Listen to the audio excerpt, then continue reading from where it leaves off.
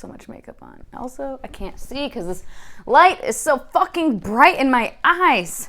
Well, hello. Welcome back to my channel. Just Shauna here to talk about a freaking book that just, oh my God. This is probably going to be incredibly just incoherent and rambling. The book in question, of course, per the title of this video, is The House in the Cerulean Sea, God, by TJ Klune. I first saw this book on Connor's channel, Connor O'Brien.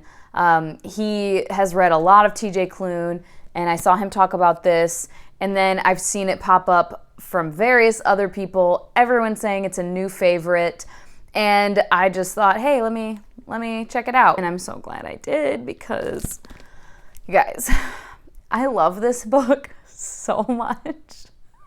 First of all, I thought this was middle grade, and like you could argue that like a middle schooler or middle grade reader, I think could read this book. It's very PG. I guess I should give the premise.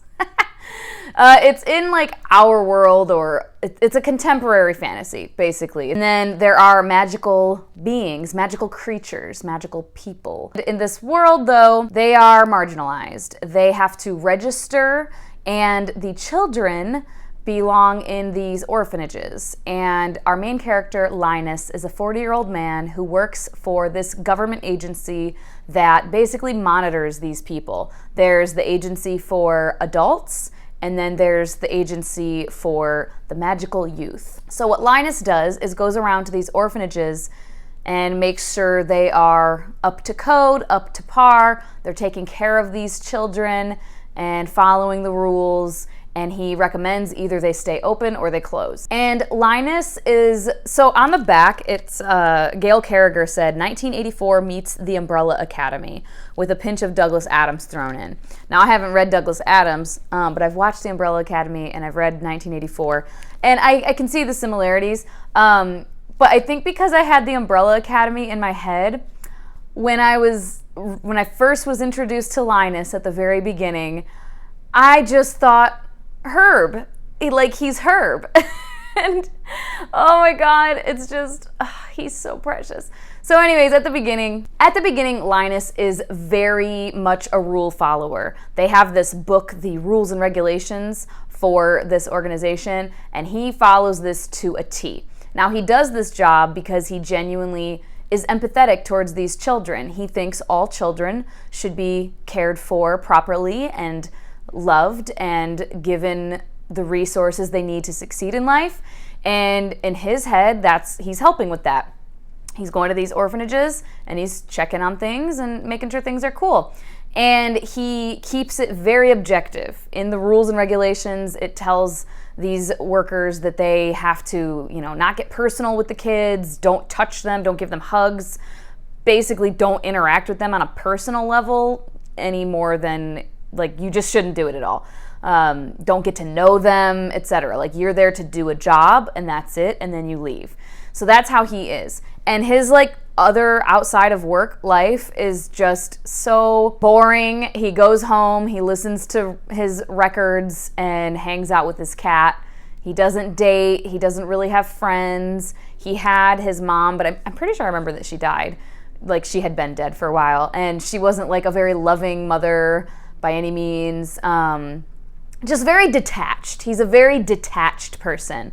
Detached from his own life, even. You know what I mean? He's just not really living life. And the city he's in is just gray and rainy and blah. And then he gets an assignment from extremely upper management. That's literally what they're called, is extremely upper management. It's like the commission in the Umbrella Academy. So like I said, I see the similarities. But he's picked for this mission because of his objectivity, because he is so detached, so objective. So they pick him because of this, and because he's been around for 15 years doing this job, and he's just follows everything to a T. It's a top secret, classified, whatever. There are 6 kids in this orphanage that he's being sent to, and basically he's told, extremely dangerous, we need you to go check things out, make sure that the kids are safe from themselves, from each other, and that the caretaker is also safe and keeping the children safe, and that things are all, on the up and up, right? So he gets sent to do this, but he has to go for a month. So he takes his cat with him, and he's all kind of put out because he doesn't like being outside of his routine at all. And then things ensue from there. Non-spoilery stuff, I will just say that this book is so precious. Oh my God. Like I said, I think it could be perfectly suitable for middle grade readers because it's very PG, but it's from the perspective of a 40-year-old man doing very responsible adult things, living this very responsible, detached adult life. So I don't know that middle grade readers in that age range would really connect with it or understand some of those themes and those aspects, you know what I mean? But I think that they could still enjoy it. It's just so cute. This is the most wholesome book I have ever read. There were so many times, so I have a thing of tabs, right? And they're different colors, and each color is labeled as being for something, right? Orange is just something I love or something funny. And then hot pink is quotes to save. There's a couple quotes I saved from this book. And then this purpley color is for emotional or I'm in my feels moments. I hardly ever use those tabs.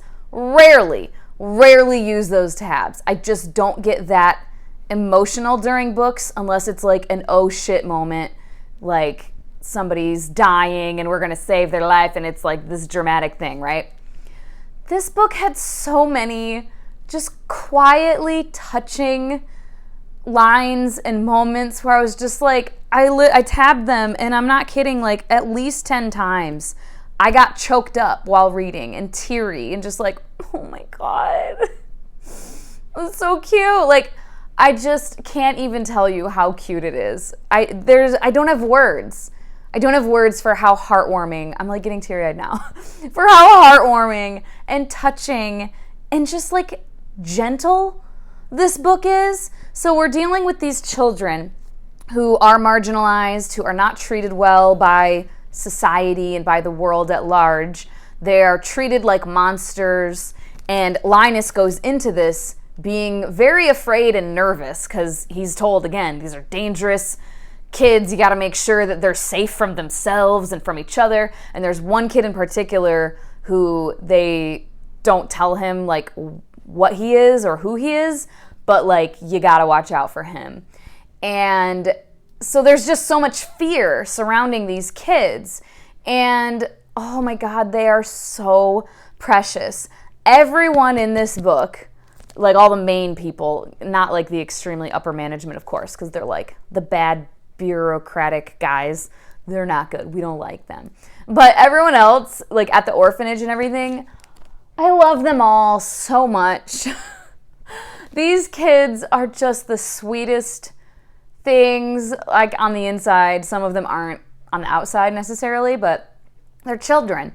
And they just want people to accept them. They just want to be loved, and they want acceptance and affection and to be safe and to feel safe. And this book just handled all of that so gently, and it's just a big hug. This book is a cinnamon roll. It's the most cinnamon roll of all the cinnamon rolls, and it needs to be protected at all costs. I love it. And this is not normally a type of book that I love, a super heartwarming, touching, happy feels book isn't what I normally pick up necessarily, but God, I loved it. Oh my God. And this, I can't remember what the quotes are. This might get spoilery. I will leave this warning in here if I am about to get spoilery, but I wanted to read some of the quotes. We also definitely have some interesting themes here. I mean, obviously of marginalization and oppression that these magical youths and magical adults, just these magical beings, deal with. But also thinking about the repercussions of your action and thinking with more complexity about social issues. To Linus, like I said, he's just doing his job. He's saying whether or not an orphanage is good or bad, should remain open or closed, and he's he cares about these kids, so he really feels like I'm doing a good job. And at some point, he is speaking with Arthur, who is the caretaker of this orphanage he gets sent to, and he's basically like confronting him about this, confronting him with this thing. One of the kids has been to 12 orphanages, and he's a teenager, and Linus is shocked by this. And he says, 12? That can't be possible. He would, and Arthur interrupts him, he would what? Be shuttled off into one of the department-run schools that Daikami that's the organization, seems to be so fond of these days? It's where the children go after you finish with them, isn't it? Linus started sweating. I don't suppose I can be sure. I do what is required of my position, and nothing more. Nothing more? Mr. Parnassus echoed Arthur. How unfortunate. Have you ever been to one of the schools, Mr. Baker? Ever followed up with any of the children after you've dealt with them? That's the job of upper levels, the supervisors. I'm merely a caseworker. I highly doubt you're merely anything.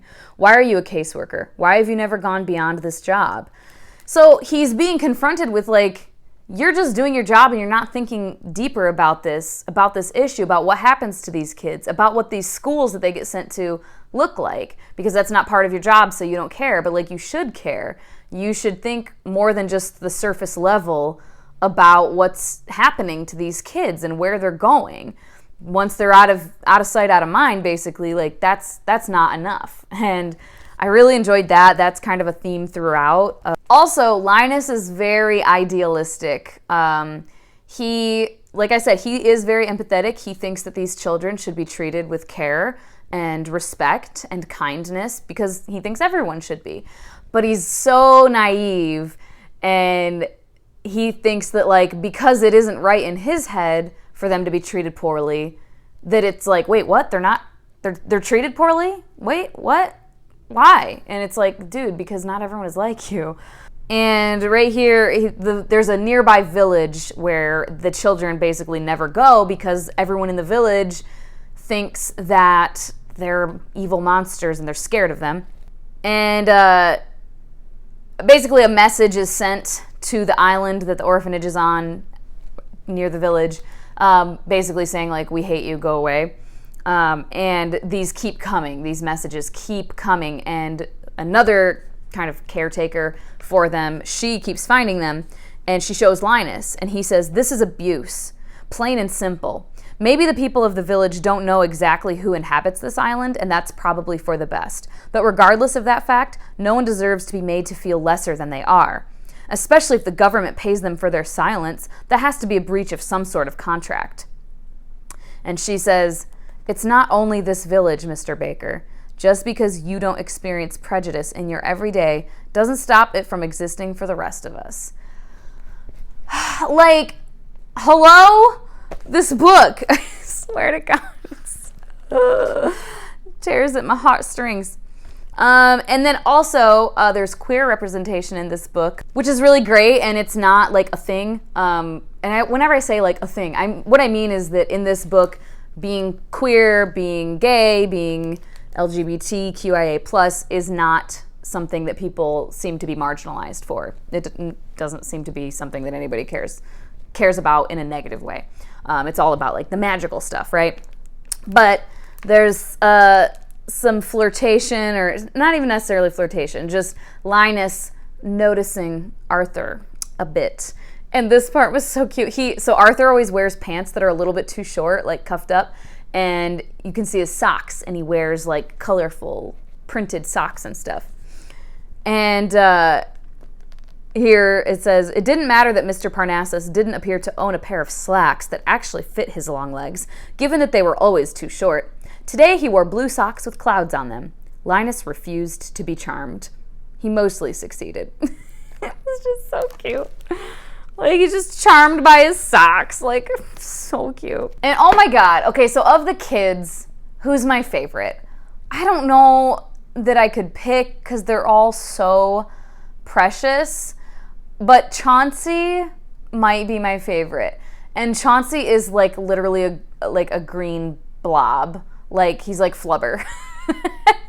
Anyone remembers that? But he wants to be a bellhop. Like, it's just his goal in life. is to be a bellhop. And like he practices in his mirror, and he practices whenever they have a visitor, which is not very often. And he's just so cute. And here they're playing this game. I think, yeah, they're doing this like adventure. And says, maybe we could all be villains, Chauncey warbled. You don't know how to be bad, Talia told him. You're too nice. No, I can be bad. Watch. His eyes pivoted wildly until they landed on Linus. Mr. Baker, I won't do your laundry next week. Ha ha ha. Then in a panicky voice he whispered, I'm just kidding, I will. Please let me. Don't take that away. He's so cute. Oh my God. I think he might be my favorite. There's just so many, like this right here. So Linus is talking to, what the fuck? Why do I forget her name? Zoe, she's a sprite that lives on the island and allows them to live there because sprites are very protective of their land. And she helps take care of the kids and stuff. And after this little adventure where the kids were pretending that there were cannibals on the island and stuff. And she asks him if he wants to come inside her home, which again is like a big damn deal. And he says he tried to cover his surprise, but failed miserably. This island isn't mine. She hesitated. No, but I wouldn't leave you out here by yourself. There might be cannibals after all. Could be, he agreed. Then, thank you. For? He wasn't quite sure. Most things, I suspect. And just that in and of itself, to me, is so just sweet. And like I said, it's just like this quietly tender, it's just gentle. Oh, God. And here they're, again, I think they're on another adventure, and they're walking through the woods at any rate. And Chauncey is there, and he's talking about how he has read a book called The History of Bellhops Through the Ages. He's read it 4.5 times. And they're talking about it, and Linus is asking him, like, why do you want to be a bellhop? And Chauncey says, because they get to help people. Linus says, and that's what you want to do? His smile faded slightly. More than anything, I know he clacked his black teeth, different. Linus startled. No, that's not there's not a single thing wrong with you. And Chauncey says, I know, different doesn't mean bad. And then he's like, just because I look the way I do doesn't mean I can't help people. I know some people think I'm scary, but I promise I'm really not. Of course you aren't, Linus said quietly. He nodded toward the book. Go on then, let's hear about these bellhops throughout the ages. I believe it will be positively riveting.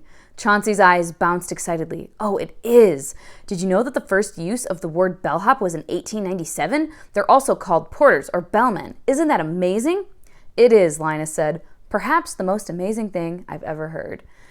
Just the care that all of these adults have with these children is just so precious. Like, it's so precious. Because, like, in this world, we know that the kids are marginalized. We know that the kids get treated with derision and fear. And when they go on the island, there are some instances of people being clearly afraid of them and adults being like, gasp, get away from my child, you monster, and stuff like that.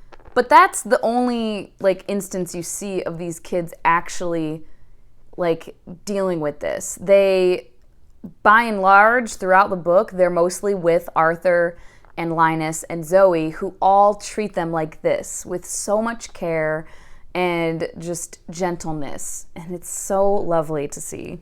And the way that Arthur, like, talks with Linus, I just love, like, it's very clear that they are into each other, but it's not clear to Linus that Arthur is into him, even though, like, it's pretty obvious, but I think he just can't fathom it. And because he's still trying to be very professional, but he clearly is losing the plot there. So Linus is talking with Arthur, and he says, what I meant to say was, I don't need anything from you. Arthur arched an eyebrow. It's not about need, Linus. That's not what gift-giving is for. It's about the joy that someone is thinking of you. Linus felt his skin warm. You were thinking about me? Constantly. Though I can't claim credit for this. No, this was Lucy's idea. So he's giving him a gift, and they have that conversation. And just that quick little constantly. It's so sweet. So some of the quotes that I saved. This one right here. toward the end, Helen, who is one of the villagers, she's the mayor, and she's very accepting and whatnot. She says to him, to Linus, "You may not live on the island, but you can't tell me it's not your home. Your bubble, Mr. Baker, it's been popped. Why would you allow it to grow around you again?" Arthur being more clear here at the end. Arthur looked at him. You were the most unexpected thing of all." Linus gaped at him. "Me? But why?" "Because of who you are. I know you don't see it, Linus, but I see it enough for the both of us. You make me feel like I'm burning up from the inside out." Linus couldn't find a way to believe him. "I'm just one person. I'm just me." "I know, and what a lovely person you are." Like, Arthur is just the sweetest. Arthur, oh God, I love Arthur. This is probably, I think, my favorite quote from the book. Arthur is talking to Linus again. He says, You are a good man, Linus Baker. I'm honored to have known you. We'll have to make sure your last week here on the island is one you'll never forget." He started to turn, but then paused. "And I promise you, the thought of using you for anything has never crossed my mind. You're too precious to put into words. I think it's like one of Theodore's buttons. If you asked him why he cared about them so, he would tell you it's because they exist at all." My heart can't handle it. That's how I feel about this book, though. It's too precious to put into words. It really genuinely is. And then at the end, when Linus comes back, and Talia is in the garden, and she's like got her back to him, and she won't look at him, and then she sighed as she set her spade down before turning to look at him. She was crying. Linus didn't hesitate as he scooped her up in his arms. Like, can't. So yeah, needless to say, love this book. Will be purchasing a copy for myself. Perhaps a hardcover and a paperback. On my 1 to 10, I gave this a 9.57, which translates to 5 Pusheenacorns. Perhaps, honestly, one of the easiest 5-star ratings, 5 Pusheenacorn ratings I've ever given. Like, I knew as soon as I finished it. Halfway through, I was like, I think I'm really liking this book. Like, I think I'm really liking it. And then it just started to pick up and get cuter and cuter and sweeter and sweeter. And by the end, I was just like, yeah. I was so emotional when I finished this book. For, like, all the joy. Like, it's just so joyful. And I can't think of any other words. Just precious, wholesome, tender, charming. Oh, God. Read this book. Everyone should read this book. If you ever need like a sweet, heartwarming, but like deeper and touching palate cleanser, or just need that kind of a book in your life, and you just need to get some lightness in your reading, read this book. I put this up with City of Girls category of I just want to be reading this book always, forever, until I die. Like, can I just live in this book, please? As always, thank you so much for your time. I hope that you guys have a wonderful day, and I will talk to you later. Bye-bye.